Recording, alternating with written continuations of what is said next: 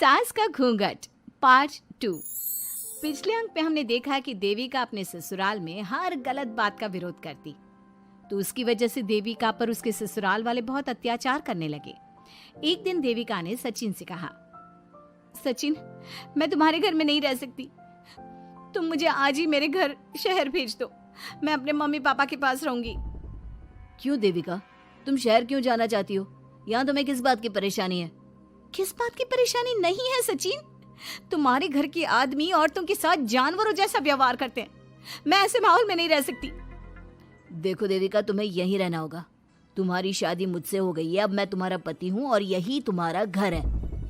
अच्छा, तो तुम्हें याद है कि मैं तुम्हारी पत्नी हूँ?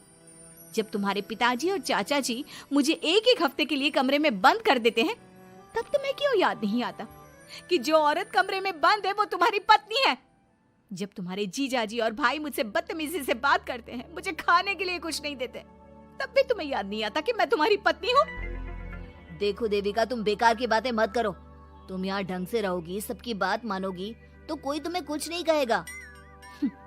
इस तरह जानवर की तरह रहना, ढंग से रहना है तो सॉरी सचिन, मैं नहीं रह सकती, मैं आज ही अपने घर जाऊंगी। ये बोलकर देविका अपना सामान पैक कर लेती है और घर से जाने लगती है। सचिन भी उसके पीछे पीछे चलता है और उसे समझाने की कोशिश करता है। जब ये सब जोगिंदर ने देखा तो बोल पड़ा, बहू, यह सब क्या हो रहा है?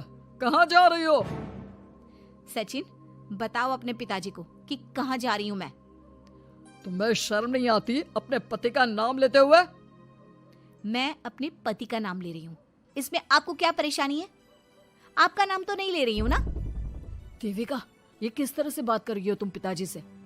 जिस तरह से करनी चाहिए उस तरह से कर रही हूँ बात। इससे अच्छी तरह से मैं तुम्हारे घर के किसी भी आदमी से बात नहीं कर सकती। तीनों की बात सुनकर घर के बाकी लोग भी वहां आ जाते हैं। तभी जोगिंदर कहता है, हमारे घर की औरतें अपने मर्दों का नाम नहीं लेती। तुम्हारे शहर में होता होगा, लेकिन हमारे यहाँ पर ऐसा कुछ नहीं होता। बहू, सचिन तुम्हारा पति है, तुम उसका नाम मत लिया करो।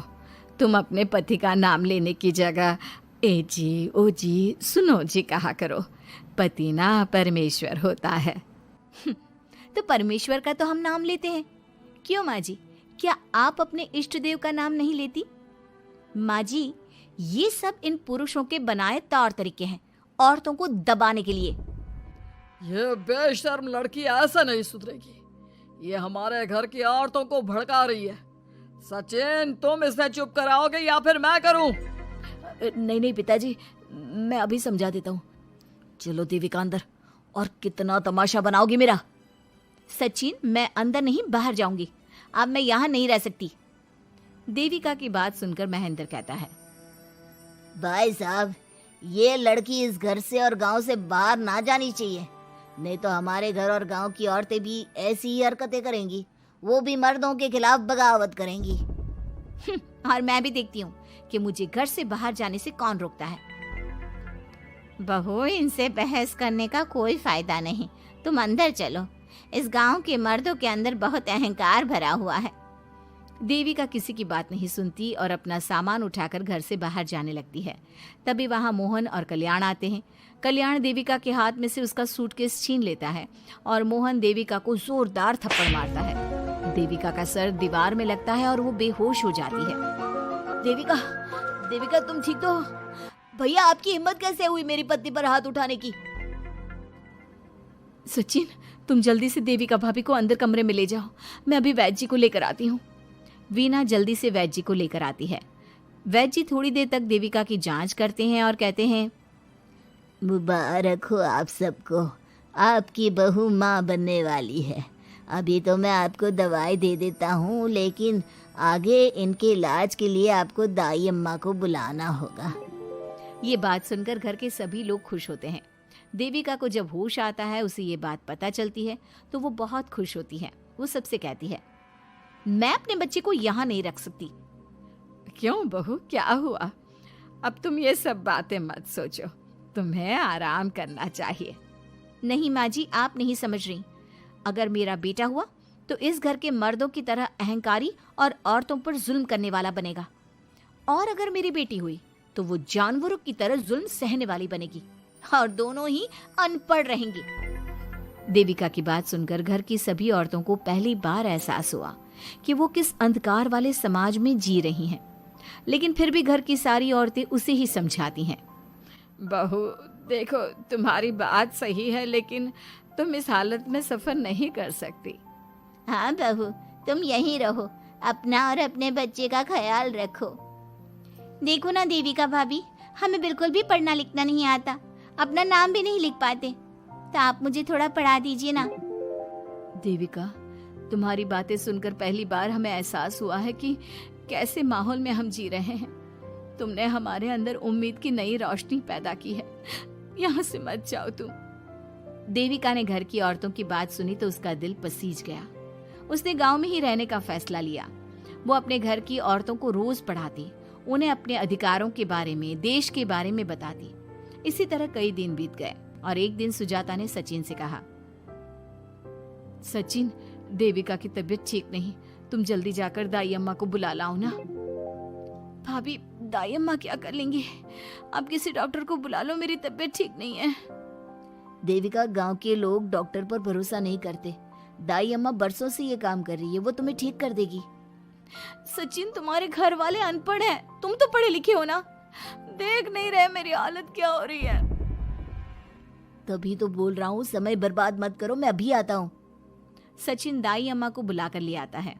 दाई अम्मा घरेलू नुस्खों से देविका का इलाज तो कर देती है।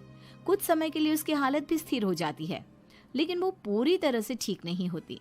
फिर देविका सचिन से कहती है, सचिन, मुझे समझ में नहीं आ रहा तुम मुझे डॉक्टर के पास क्यों नहीं ले जा रहे। मैं माँ बनने वाली हूँ और मुझे ये भी नहीं पता कि मेरा हेमोग्लोबिन कितना है।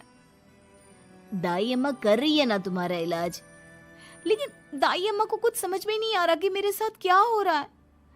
अगर देखो तुम मुझे नहीं लेकर गए ना तो मैं खुद ही चली जाऊंगी। अगले दिन देविका की तबीयत दोबारा बिगड़ जाती है और दाई अम्मा के किसी भी नुस्खे से वो ठीक नहीं हो रही थी। देविका ने सारी हिम्मत जुटाई और वो अकेली ही डॉक्टर के पास जाने लगी। उसे देखकर मोहन कहता है, बहू, इस हालत में कहाँ जा रही हो? आप लोगों के भरोसे रही ना तो आप लोग मुझे मार ही डालोगे। डॉक्टर के पास जा रही हूँ मैं। बहू, तेरा दिमाग तो ठिकाने पर है। हमारे घर की औरतें मर्दों से इलाज नहीं कराती। हे भगवान, इन जाहिल लोगों को मैं कैसे समझाऊं? डॉक्टर औरतें भी होती हैं। बहू, तो हमें पागल मत बना, हमने तो कभी कोई महिला डॉक्टर नहीं देखी। तू झूठ बोलकर निकलना चाहती है ना? इस गांव की सरहद से आप लोग कभी बाहर नहीं गए ना, इसलिए आप लोगों को नहीं पता कि महिलाएं डॉक्टर के अलावा क्या क्या है। ए लड़की, तुझसे तमीज से बात कर रहे हैं तो तू ज्यादा हवा में मत उड़। बोला ना एक बार, चल अंदर जा। चाचा जी, मैं अंदर नहीं जाऊंगी, डॉक्टर के पास जाऊंगी। मेरा इलाज सिर्फ डॉक्टर ही कर सकता है। ये बोलकर देविका घर से निकल रही थी कि तभी जोगिंदर ने उसे कमरे में ले जाकर बेड पर जोर से धक्का दे दिया, जिसकी वजह से देविका के पेट में चोट लग गई और वो दर्द की वजह से जोर जोर से चिल्लाने लगी। ये देखकर घर की सारी औरतें देविका को संभालने लगी। देविका, हिम्मत रखो, सब ठीक हो जाएगा। देविका भाभी, आप ठीक हो ना? माँ, कुछ करिए ना, भाभी की तबीयत बहुत खराब हो रही है। लेकिन मैं क्या कर सकती हूँ? भाभी, कुछ तो करो, कहीं बहू को कुछ हो ना जाए। उधर जोगिंदर मेन गेट पर बड़ा सा ताला लगा देता है और कहता है, आज के बाद इस घर से कोई भी औरत बाहर नहीं निकलेगी। देविका का बच्चा भी इसी घर में होगा, ये जिंदा रहे या मर जाए। जोगिंदर की बात सुनकर सभी औरतें बाहर आती हैं। जब विमला को इस बात का एहसास हो जाता है कि जोगिंदर देविका को डॉक्टर के पास किसी कीमत पर नहीं जाने देगा, तब विमला पहली बार अपना घूंघट उठाकर तेज आवाज में कहती है, मैं भी देखती हूँ देविका को डॉक्टर के पास जाने से कौन रोकता है। आज देविका डॉक्टर के पास जाकर रहेगी। देविका की सास का घूंघट आखिरकार उतर ही गया। घर के आदमियों ने पहली बार विमला का ये रूप देखा था और उसकी तेज आवाज पहली बार सुनी थी। क्या विमला अपनी बहू की जान बचा पाएगी या जोगिंदर अपनी पत्नी की आवाज भी दबा देगा? ये जानने के लिए हमारे अगले एपिसोड का इंतजार कीजिए और हमें कमेंट में ये भी बताइए कि घर की औरतों को आगे क्या कदम उठाना चाहिए।